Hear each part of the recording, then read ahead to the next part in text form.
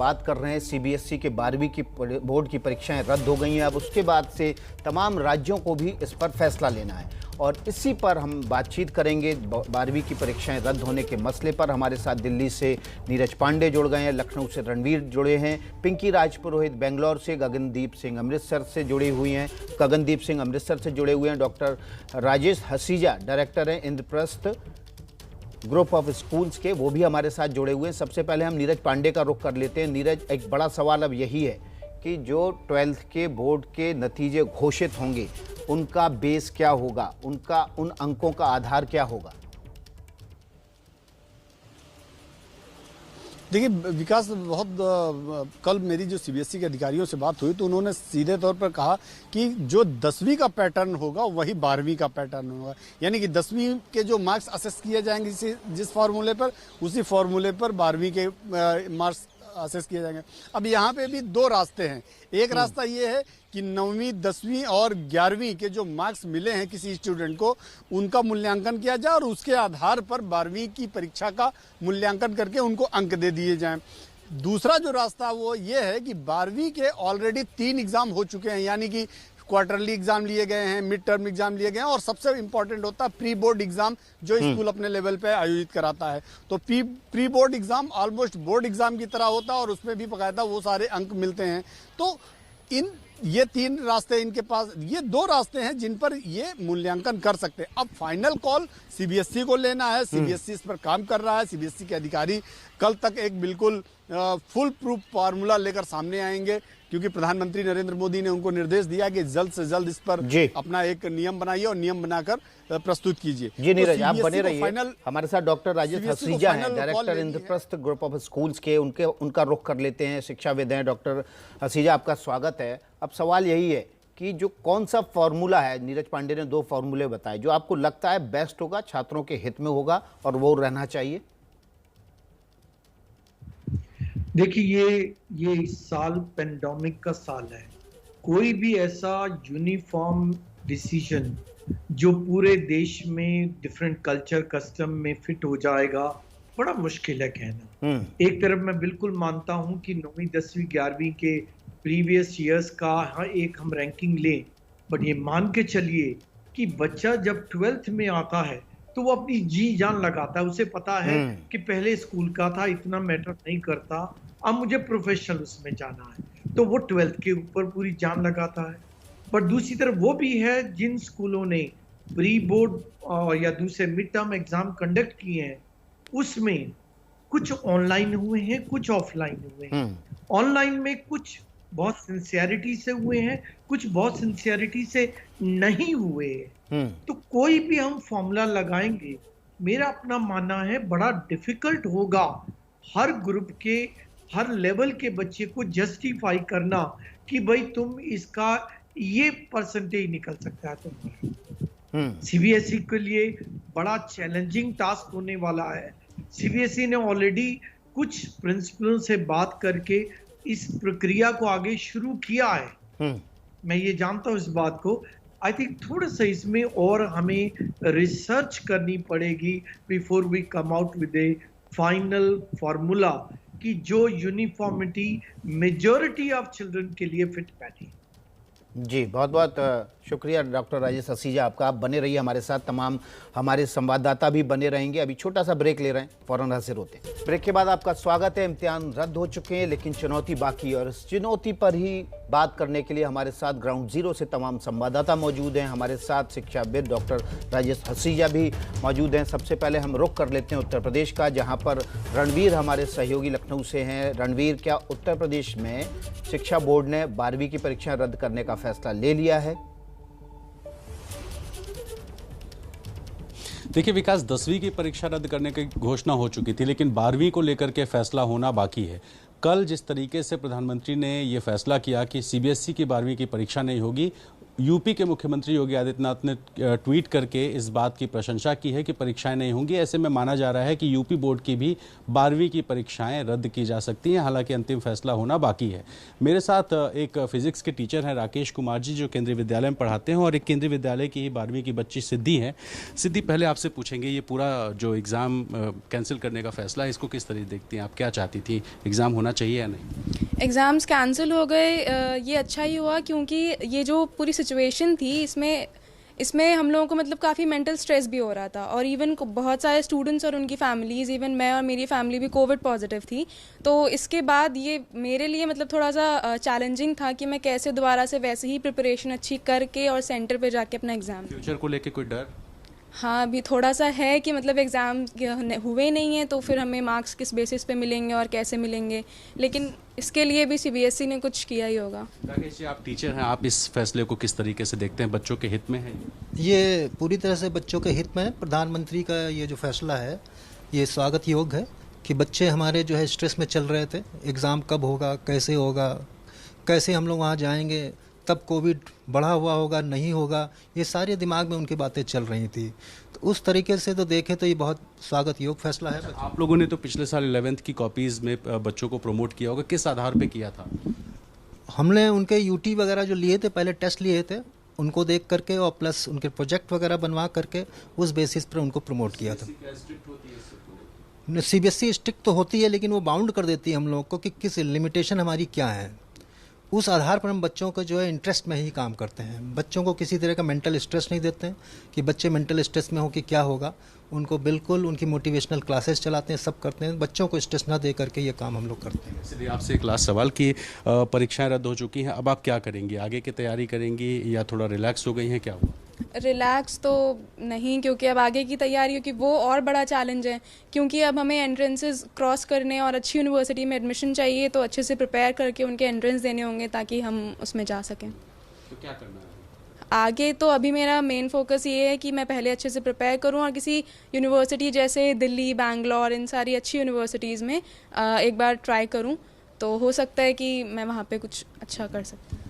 तो विकास, देखिए, ये जो राकेश जी हैं ये भी कोविड पॉजिटिव थे और सिद्धि भी कोविड पॉजिटिव हो गई थी। ऐसे में जो परिवार है वो पढ़ाई नहीं कर पाया, टीचर्स पढ़ा नहीं पाए ठीक से, बच्चे पढ़ नहीं पाए, और जाहिर है कि इस फैसले से खुश हैं, हालांकि भविष्य को लेकर डर है कि आखिर क्या करेंगे। जी बिल्कुल, कई बच्चे बहुत ज़्यादा खुश हैं, कुछ बच्चों की शिकायत है कि एग्ज़ाम होने चाहिए थे, लेकिन कुल मिलाकर सेहत पहले ज़रूरी है और भविष्य उसके बाद बनाया जा सकता है। हमारे साथ एक नई मेहमान डॉक्टर ज्योति गुप्ता, प्रिंसिपल ने डीपीएस साहिबाबाद गाजियाबाद की, वो भी जुड़ गई हैं हमारे साथ। तमाम मेहमान बने रहेंगे। अभी छोटा सा ब्रेक ले रहे हैं, फौरन हाजिर होते हैं। ब्रेक के बाद आपका स्वागत है। इम्तिहान रद्द हो गए हैं, लेकिन चुनौती अभी बाकी है। चुनौती क्या है कि परीक्षा का परिणाम किस आधार पर घोषित होगा, और उसके बाद 12वीं के बाद बच्चे किस आधार पर दूसरे कॉलेजेस में एडमिशन लेंगे। इसके अलावा तमाम ऐसे सवाल हैं ज़मीन से उठ रहे हैं कि राज्यों में बोर्ड की परीक्षाएं भी क्या रद्द होंगी।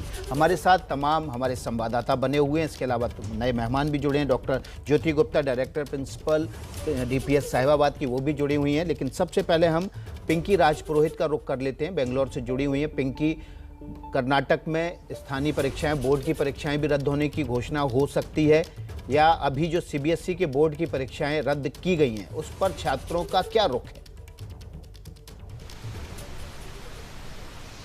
देखिए, कर्नाटका बोर्ड्स को लेकर जल्द फैसला हो सकता है, लेकिन क्योंकि सीबीएसई की कल जो बोर्ड एग्जाम्स थे उसके कैंसिलेशन की खबर आई है, उसके बाद जो है स्टूडेंट्स का क्या कहना है, हमारे साथ रोहन जुड़ रहे हैं। क्या कहना चाहेंगे आप, जिस तरह से एग्जाम्स जो है वो रद्द हो चुकी है? जी, मैं इस फैसले से खुश हूँ, क्योंकि जैसे कि हम देख सकते हैं कि पैंडेमिक की वजह से ज़्यादा क्लासेस ऑनलाइन हो चुके हैं, और इसके वजह से हम लोग टीचर्स से ज़्यादा इंटरेक्ट नहीं कर पाए हैं। But at the second point, हम ये भी देख सकते हैं कि जिन लोगों ने पूरे साल मेहनत किया है उन लोगों के साथ ही नाइंसाफ़ी होगी, क्योंकि 12th के एग्ज़ाम्स बहुत ही इंपॉर्टेंट होते हैं, और ये हमारे कॉम्पिटिटिव एग्ज़ाम्स के लिए भी बहुत मायने रखती है।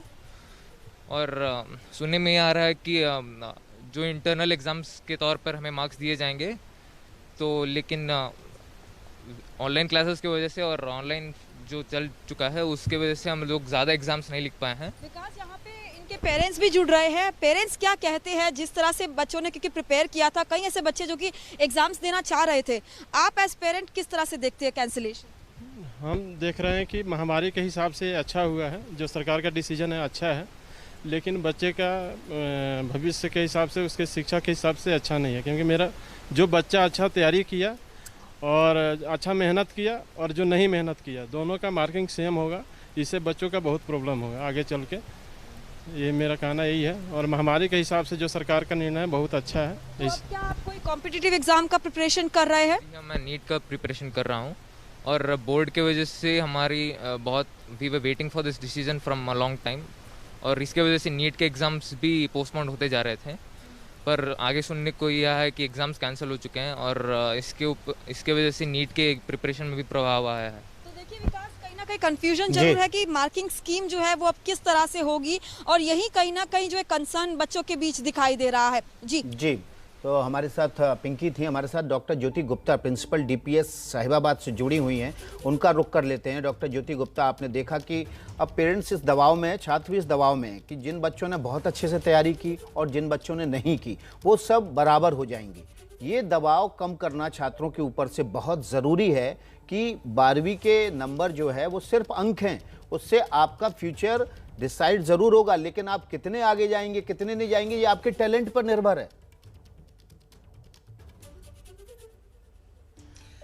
बिल्कुल, आप बिल्कुल ठीक कह रहे हैं। पहली बात तो ये, जो बच्चों ने पढ़ाई करी है ये 2 साल, वो बेकार नहीं जाएगी, क्योंकि पढ़ाई सिर्फ इम्तिहान देने के लिए नहीं होती। पढ़ाई जो है लर्निंग के लिए भी ज़रूरी है, आगे बढ़ने के लिए ज़रूरी है, आपके अपने ज्ञान के लिए बहुत ज़रूरी है। और यही पढ़ाई जो आपने करी है वो आपके आगे कॉम्पिटिटिव एग्जामिनेशंस के लिए भी काम आने वाली है।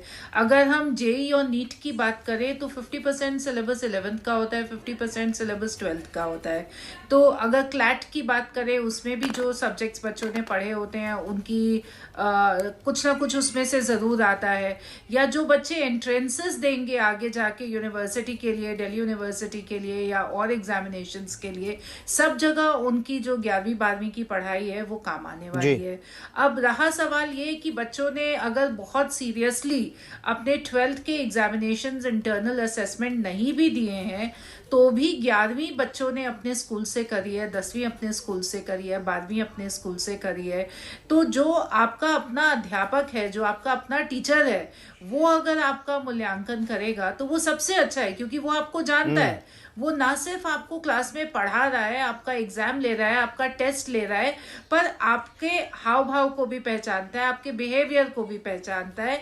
आपको 2 साल अगर उस अध्यापक ने पढ़ाया है तो आपकी क्षमताओं को बहुत अच्छे से वो जानता है।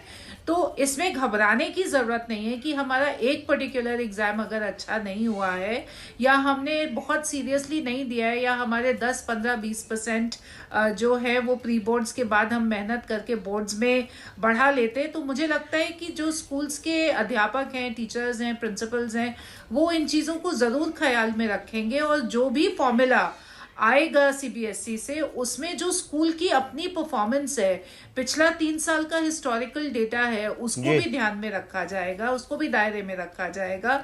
और ये बिल्कुल ना सोचें कि अगर उन्होंने पढ़ाई करी है और किसी बच्चे ने बिल्कुल पढ़ाई नहीं करी है तो उनको एक जैसे मार्क्स मिलेंगे। ऐसा नहीं हो सकता। ना ही ये 10th का जो फॉर्मूला है उसमें उभर के आई है बात, ना ही अभी उभर के आई है। हाँ, ये ज़रूर है कि बच्चे जो कि कोचिंग सेंटर्स की तरफ ज़्यादा भागते थे, उनको ये लगता था कि स्कूल की पढ़ाई तो हम आखिरी में 1 महीने पे भी कर लेंगे और स्कूल को अटेंड नहीं करते थे। अब आगे आने वाले बच्चों के लिए ये शिक्षा है कि आपको स्कूल का हर एक एग्ज़ाम बहुत सीरियसली देखना है, हर एक असेसमेंट बहुत सीरियसली देखनी है और पढ़ाई बहुत सीरियसली करनी है।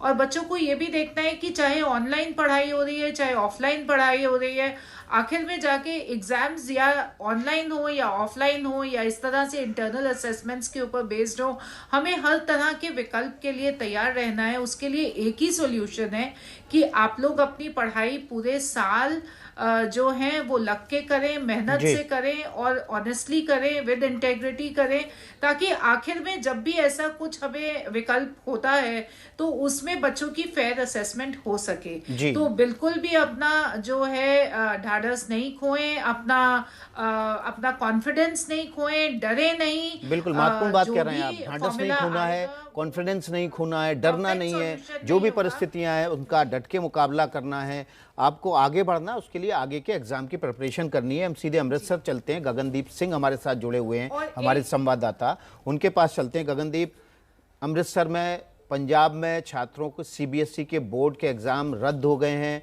वहां पर भी रद्द हुए हैं, छात्रों की प्रतिक्रिया कैसी थी? विकास, मेरे साथ अमृतसर के छात्र मौजूद हैं, टीचर भी मौजूद हैं, तो मैं सीधे उनसे ही बात करवा देता हूं, उनसे बात पूछते हैं। तो बेटा क्या नाम है आपका? खड़े हो जी। अशिम शर्मा नाम है मेरा। अशिम, आप क्या कहना चाहते हैं जो सीबीएसई ने फैसला लिया कोविड को देखते हुए?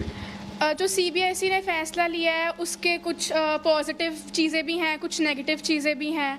एक एवरेज स्टूडेंट के लिए तो अच्छी बात है कि एग्ज़ाम्स नहीं हो रहे हैं, और जो बच्चे इंटेलिजेंट हैं, टॉपर्स हैं, उनके लिए थोड़ा इनजस्टिस है, क्योंकि उनके मार्क्स किस बेसिस पे लगेंगे अब ये तो स्कूल डिसाइड करेगा, और साथ में उन कौन से कॉलेजेस में उन क्या आगे हाई लेवल एजुकेशन उन्होंने जो लेनी है उसके अकॉर्डिंगली उनके मार्क्स कम हैं या ज़्यादा हैं, तो वो उनके लिए तो इनजस्टिस है। बाकी जो एवरेज स्टूडेंट्स हैं उनके लिए तो अच्छी बात है कि एग्ज़ाम्स नहीं हो रहे हैं।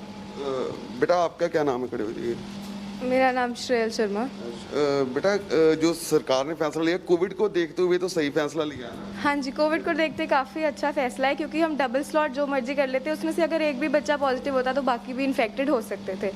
तो वैसे तो अच्छा फैसला है, पर अब आगे यूनिवर्सिटीज़ का क्राइटेरिया क्या होगा उसके ऊपर डिपेंड करता है कैसे एडमिशन मिलती है। इसको लेके आपकी क्या प्लानिंग रहेगी अगर जो सरकार अगर जो मार्क डिवाइड करती है? जितने भी वो मार्क्स डिवाइड करती है, अब हर एक यूनिवर्सिटी अगर तो अपना एंट्रेंस टेस्ट निकालती है फिर तो काफ़ी इजी रहेगा हर एक बच्चे के लिए, पर अब उनका जो भी नंबर जिस भी हिसाब से निकालेंगे वो उन पे ही है। तो बेटा क्या नाम है आपका? श्रेया महाजन। आप सरकार ने जो फैसला लिया इसके बारे में आप कैसे देखते हैं? फ्यूचर के बारे में क्या डिसीजन लेंगे अब आप? फ्यूचर में तो अब हम जिस हिसाब से हमें मार्क्स अलॉट करे जाएंगे उसी हिसाब से देखा जाएगा, प्लस जो क्राइटेरिया अगर अच्छा हुआ तो उस हिसाब से हम अपना फ्यूचर डिसाइड कर पाएंगे।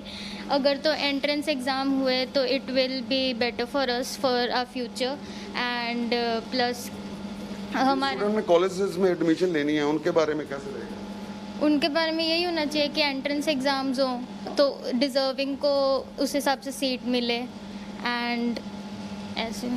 आपका क्या नाम है बेटा? शिव का नाम है मेरा। शिव, सारा साल आपने तैयारी की, तो अब जो गवर्नमेंट ने डिसीजन लिया इसको कैसे देखते हैं आप? थोड़ा सा बुरा भी लग रहा है क्योंकि इतने सारे टॉपिक्स याद करने पड़ते हैं, काफ़ी टाइम लग रहा है, रिवीजन करते रहने, क्लास लगाई इतनी ज़्यादा और एंड में आके पेपर कैंसिल हो गए। या थोड़ी देर पहले जब कोविड केस नहीं थे तब कुछ तरीके से कोई पेपर हो जाता, जहाँ ऑब्जेक्टिव टेस्ट ले लेते कोई, उसके हिसाब से पेपर अगर हो जाते तो फिर थोड़ा सा अच्छा लगता था मुझे। तो विकास, आप देख सकते हैं कि स्टूडेंट कुछ निराश भी हैं, कुछ कोविड को देखते हुए इस फैसले को सही भी कह रहे हैं, टीचर भी हैं हमारे साथ। तो गगनदीप, आप बातचीत जारी रखिए, हम अपने मेहमानों की तरफ रुख करते हैं। हमारे साथ डॉक्टर राजेश हसीजा हैं, director Indraprastha group of school के, उनका रुख करते हैं। डायरेक्टर साहब, आपने देखा हसीजा साहब कि बच्चे ये कह रहे हैं कि अब हम अगले कॉलेज में एडमिशन कैसे लेंगे, वहाँ एंट्रेंस एग्ज़ाम होगा, जो 12वीं के जो अंक आएंगे उसके आधार पर जो टॉपर्स हैं उनको नुकसान हो रहा है, तो एक नया दबाव अब बच्चों पे दिख रहा है, इसको कम करना बड़ी जिम्मेदारी हो गई अब। एग्री करता हूं। अगर मैं इस सारे मसले को देखूं, पहली बात तो ये है कि फैसला बिल्कुल ठीक है कि एग्जाम कैंसिल हो गए। अब आया एक रिजल्ट आना है और दूसरा हायर कॉलेजेस में एडमिशन के बाद। पहले मैं रिजल्ट की बात करता हूं।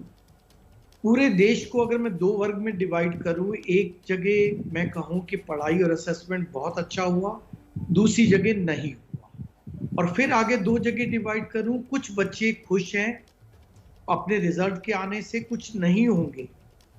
तो इनको देखते हुए मेरा मानना है, पॉइंट नंबर 1 कि हम पिछले सालों का और इस साल जो टेस्ट हुए, इन दोनों में जो भी बेस्ट है उसके बेस के ऊपर उत्तीर्ण और आगे का रिजल्ट देते।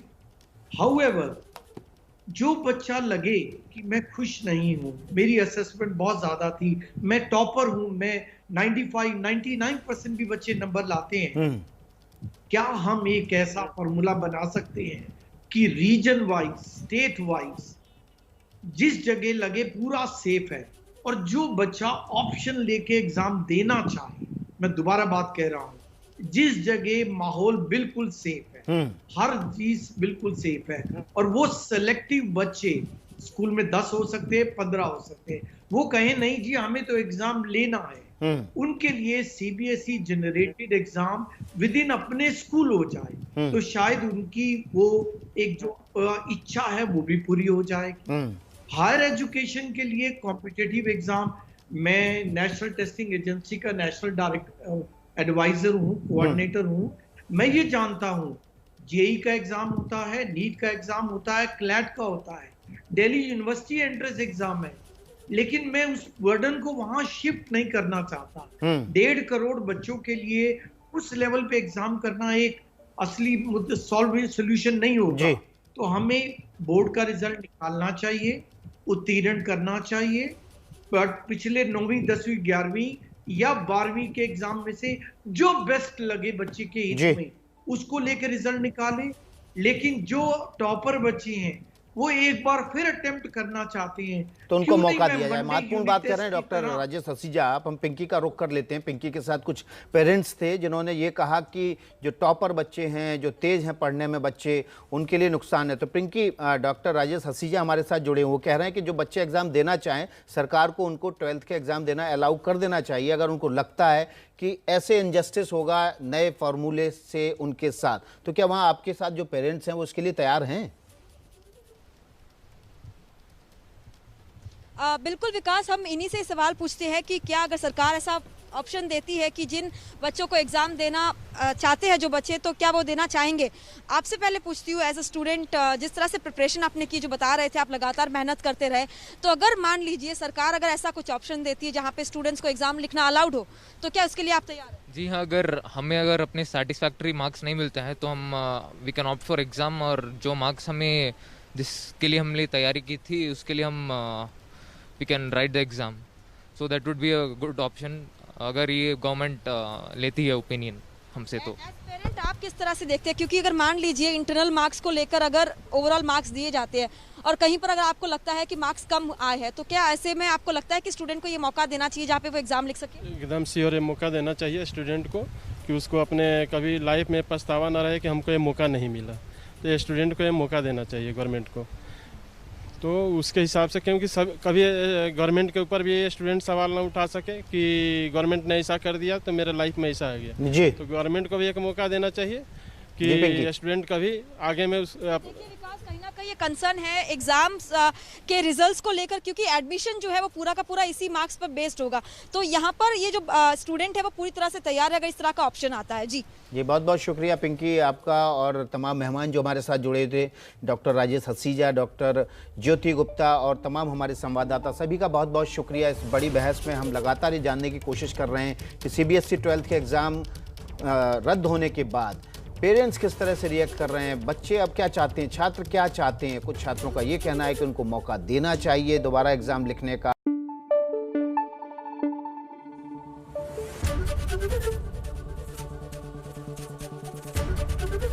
एबीपी न्यूज़ आपको रखे आगे।